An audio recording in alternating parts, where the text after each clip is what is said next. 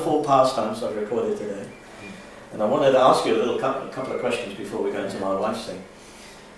About Srila Prabhupada, in his time here on this planet, could you tell us what did he say about preaching in the Middle East? Oh. To you, or to others? Well, the first real contact I had with Prabhupada over in the Middle East was when I was going there to collect in 1972 or something. We were in Vrindavan, and that time we were collecting for the Gurukula school, so myself and Ganana went in to see him. And Prabhupada was very anxious that he wanted us to start a Gurukula for the Arab children. Oh. He said that would be the best. Which country? Any country? Yeah, he said what you should do is try and capture their children. Oh. Because he said that they will be more, Christian. yeah, more, I don't know what word Prabhupada used, I can't remember the word, but he was giving the indication that would be more possible, more of a possibility than the older generation. And then, you know, we had other conversations with Prabhupada, particularly when Prabhupada was in Iran. Of course, the famous quotation was said that anyone who preaches to the Arab countries, to the Muslims, and Prabhupada said, I will take the dust of his feet on my head. Mm.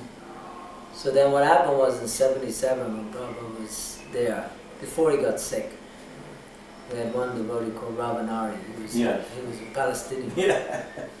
So Prabhupada was amazed because he'd become a Brahmin. Oh. So Prabhupada, he was really, because Prabhupada had a very childlike way of seeing things, so he was very much excited that we had an Arabic Brahmin.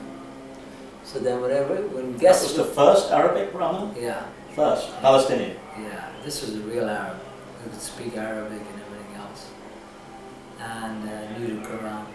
So then when guests would come into Prabhupada's room, he would have this boy sit there, and he would say, Arabic Brahmana, Arabic Brahmana. And Prabhupada had this fascination that we had an Arabic Brahmana. It was like, obviously meant a lot to Prabhupada. And then this boy was doing the, I think it was Isha Upanishad in Arabic. So I was there when Harikesh came, because Harikesh was working with this boy in Germany. He joined in Germany. And then what happened was that Prabhupada was very ill at that time. This was when he was later on, he was ill. And then Harikesh was mentioned in different books. And Prabhupada was sitting up, and he was handing Prabhupada the books, Hungarian this, and Czechoslovakian that. You could tell Prabhupada was becoming more and more ecstatic. And then he said, and we have Arabic Isha Upanishad in print, in other words, going into print.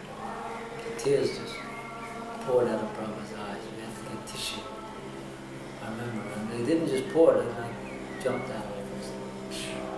And I could see that Prabhupada was very, very touched. And I saw that it was because of Arabic, the fact that we were printing Arabic Isha Upanishad. So that's when I decided that to make it my goal, because I'd already had some contact with the Middle East, to go with this boy and print the Arabic Bible. Which was eventually successful. Yeah. Did Prabhupada see that book? No. Prabhupada had left by then, but Prabhupada knew that, he knew that Arabic books were now being printed because of that other book. And, but the child thing, just revert it. Yeah. He wanted us to come in through giving training to the Yeah, children, he through said, education. Yeah, he said there's more chance that you work on the children. But in what concept? How would we? At that time, like Ananda said, he wanted us to bring children from the Middle East back to Vrindavan. To educate. Yeah. And I think it's a splendid idea if you could do it, because that's what the British do. They take people from all over the world, educate them, and send them back to their own countries. Wonderful.